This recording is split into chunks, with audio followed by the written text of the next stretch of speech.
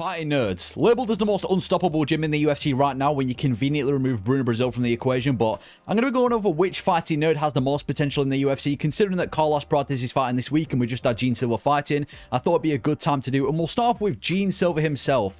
Jean Silva, I think he's probably the most popular fighting nerd right now in the UFC, especially after his performance at UFC 313 against Bryce Mitchell. Absolutely dog-walked Bryce Mitchell himself, and he's a dog himself. But no, great striker, very well-rounded dude. Has kind of burst onto the scene in the UFC since going from the Contender Series, and has definitely made a name for himself. Probably the biggest personality out of all the fighting nerds. But what about Jean Silva's striking ability? His pure stand-up ability? Well, he's definitely one of the best. If you rank out a scale of 10 being Volkanovski, 5 being Alex Caceres, and 1 being Kron Gracie, I mean, he's definitely got some of the most interesting striking in the featherweight division right now. The way that he just pieced up Drew Dober when he moved us to 155 on like a week's notice, absolutely beat the crap out of Bryce Mitchell at UFC 314 when he was just piecing him up on the feet, basically mocking him, inviting him to shoot takedowns whilst just breaking him down on the feet. The fight with Charles Jourdain, who was once this massive bantamweight or featherweight striking prospect, how he just pieced up Charles Jourdain and got the knockout in the second round, I think it was.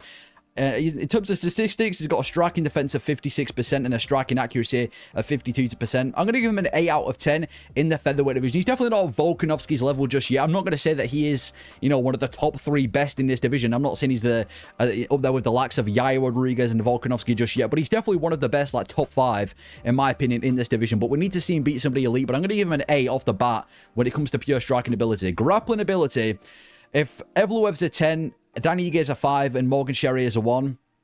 Listen, Jean Silva's definitely got, I think, underrated grappling, you know. In that fight with Drew Dober, he had decent sweeps, and he's shown that in his fight with Charles Jourdain as well. Picked up and slammed Kevin Vallejos when they fought on the Contender Series. Looked pretty good with the grappling there. And his grappling defense has, you know, held up pretty good so far. In that fight with Bryce Mitchell, who everyone said was going to be an overwhelming wrestler, he was able to defend every takedown, or nearly every takedown from Bryce Mitchell, and ended up getting the submission as well with that ninja tuck to submit Bryce Mitchell, which I don't think anybody saw coming. So if you look at some statistics, his takedown defense is 86% and his accuracy is 50%. So I'm going to give him a 7. He's definitely not one of the best of the best when it comes to the featherweight grapplers, but I'd say he's probably above average compared to most featherweights. I think his grappling's underrated, his takedowns are underrated, and he's actually got some pretty solid takedown defense. Not one of the best in the division, but he's definitely not poor.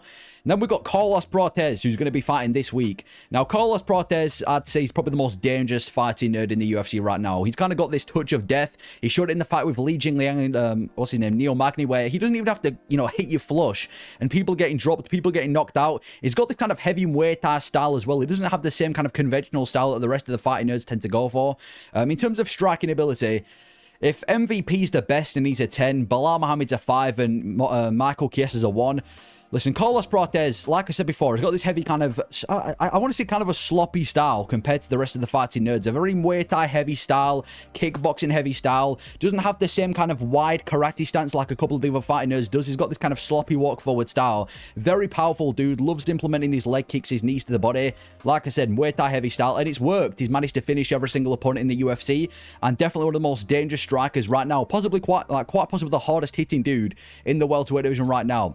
In terms of statistics, he's got a striking defense of 48% and accuracy of 57%, which kind of shows that sloppy style is not the most technical like the other fighting nerds, but when he does land, it obviously connects and it works. So I'm going to give him an 8 out of 10. I'm not going to say he's one of the best strikers in this division when he's Neil Magny, but I think if he can go out there and beat Ian Gary and he can beat him on the feet, I might even have to push him to a 9 because he might be one of the best strikers, or one of, you know, maybe even a top 3 striker in this division based on how he performs against Ian Gary. In terms of grappling ability, if Bilal Muhammad's a 10, Dos Anjos is a 5, and Kiefer Crosby's a 1, I feel like he's kind of got underrated grappling. People keep saying about Carlos Prates going into this fight with Ian Gary that, oh, his grappling sucks, Ian Gary's going to expose to grappling, but we've never seen Carlos Prates struggling with grappling in the UFC. Against Neil Magny, and I know Neil Magny's not a heavy wrestler, he was able to defend every takedown from Neil Magny. Same in that fight with Charles Radke, who was training with the likes of Bilal Muhammad. He was able to defend takedowns in that fight too. And every single fight that someone tries taking down Carlos Prates, he's able to keep the fight standing. He's got this lanky style, long ass legs, he's able to keep the fight on the feet, and he's got a takedown accuracy of 100%, even though he doesn't really shoot takedowns, and a takedown defense of 91%. He's got some amazing grappling statistics in the UFC so far. I'm going to give him a 6 out of 10. I can't put him anything higher than a 6. That is pretty much pure defense. I can't really see Carlos Prates beating anybody with grappling in this division, and I feel like when he does face a proper grappler like a Shavkat or a Belal, it's going to give him problems, and I think Ian Gary's grappling itself is going to give him problems. But I give him a 6 for grappling. Definitely got some solid takedown defense. We just need to see tested on actual grapplers. And then for Mauricio Ruffy. Now, Mauricio Ruffy might be the most technical striker and kind of the most precise striker out of all the fighting nerds. That knockout win over Bobby Green, that fight with James Lomtop, where credit to James Lomtop for surviving, got pieced up for like 3 rounds straight. Spinning attacks everywhere, some really creative attacks as well. Kind of reminds me of like the old Conor McGregor, karate stance McGregor does Mauricio Ruffy. Definitely one of the most unconventional, crafty strikers out of all the fighting nerds, but keeps it very technical. And like I said before, I actually think he might be one of the best technical strikers out of all the fighting nerds right now. So in terms of striking ability, if Poirier's a 10, Gamrot's a 5, and what's his name, Claudio Puelles is a 1, definitely one of the best. That fight with James Lomtop, where he was just styling on James Lomtop, who's a pretty tough striker himself. Like I said, the fight with Bobby Green, who's meant to be this defensively sound boxer, that spinning wheel kick might even go down as the best knockout of 2025. The fight with James Lomtop, where he was doing like no-look hooks and no-look uppercuts and just piecing them up for 3 rounds straight, looked unstoppable in that fight. And like I said before, credit to James Lomtop for having a chin with the amount of times he got, smacked by Mauricio Ruffy.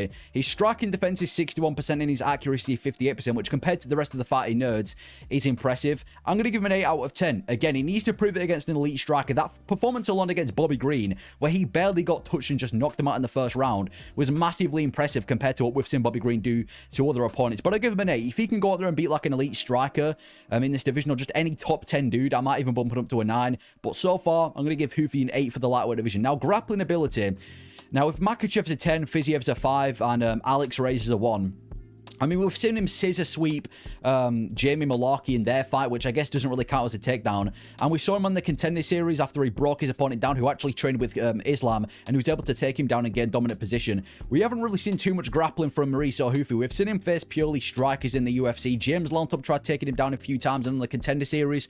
That dude who trained with Makhachev tried taking him down, but we haven't really seen anything grappling related from Mauricio Ruffy. He has got a takedown defense of 100%. He's defended every takedown, and he's never attempted a takedown in the UFC if you don't count the scissor sweep against Jim Mullarkey. So 100% to 0. He's never really been tested when it comes to grappling. So I'm going to give Mauricio Ruffy a 5. I can't put him anything higher than a 5 when we've not seen him face a single grappler or really engage in grappling. But I can't deduct him points when he's never struggled with grappling either. I mean, he's got a takedown defense record of 100%. So I'll give Ruffy a 5. And then for Caio Borralho. Borralho's kind of seen as the leader of the fighting nerds. He's been in the UFC longer than any other fighting nerd. Might not be this, exciting finisher going out there and destroying people with finishes, but he's definitely, like I said with the other guys, a very technical guy. Sticks to the game plan. Broke down Jared Cannonier when they fought that fight with Paul Craig, where he got a knockout win over Paul Craig. He seems to be massively improving in every fight, and he's probably the most well-rounded fighting nerd right now. We've not just seen a pure striking style, takedown defense style, like a lot of the other fighting nerd styles, fighting nerds like to adopt.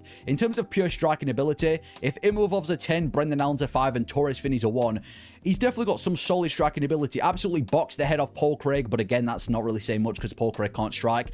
But that Jared Cannonier fight was massively impressive. We just saw what Jared Cannonier did to Gregor Rodriguez and what he's done to other dudes in this division. And Caio Borralho looked dominant across 5 rounds. Nearly got the finish in the 5th round. That fight with Abbas Magomedov, where he was just styling on Abbas Magomedov. And Magomedov, I know his stamina is absolutely fucking awful, but he's not a terrible striker himself. And on the Contender Series, both the times where he got a finish in the 2nd time on the Contender Series, he's definitely got somewhat heavy hands.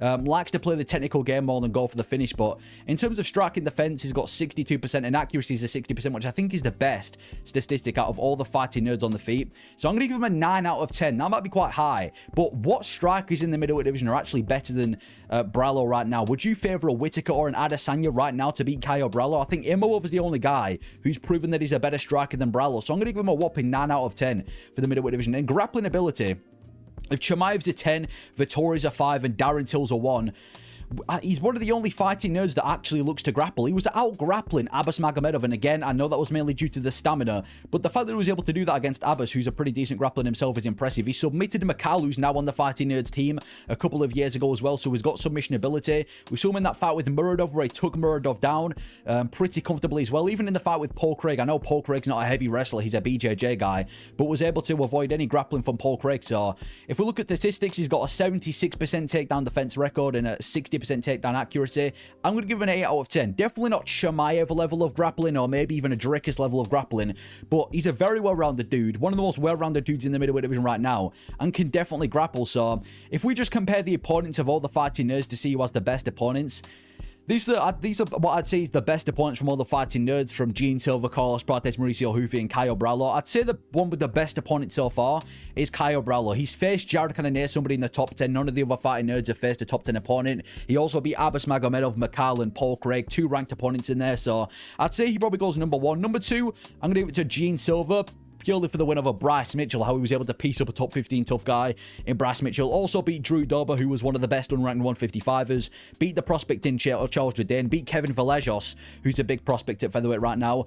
Then I'm going to go with Mauricio Ruffy. I think a Bobby Green win is more impressive than a Neo Magny win. And then for Carlos Prates, he's not like he's not beating anyone good. I mean, the Neo Magny win was decent. Well, that was a good win against a decent opponent and beat Li Jingliang and Charles Radke. So I'll put Prates last, but they've all beaten some pretty solid opponents that have just kind of borderline ranked in the division. Now, if we compare grappling percentage totals and add the grappling percentage totals up, surprisingly, Carlos Prates has the highest percentage of grappling. Now, that is mainly due to the fact that he's barely engaged in grappling in the UFC, but his takedown defense is on point. His takedown offense is pretty solid too.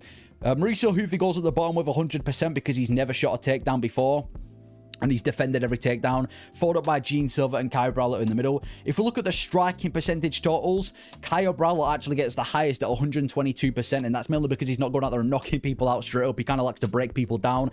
Followed up by Mauricio Ruffy, followed up by Jean Silva, with Carlos Prates getting the lowest, but that's mainly because he's just knocking dudes out straight, so he doesn't really have time to piece them up.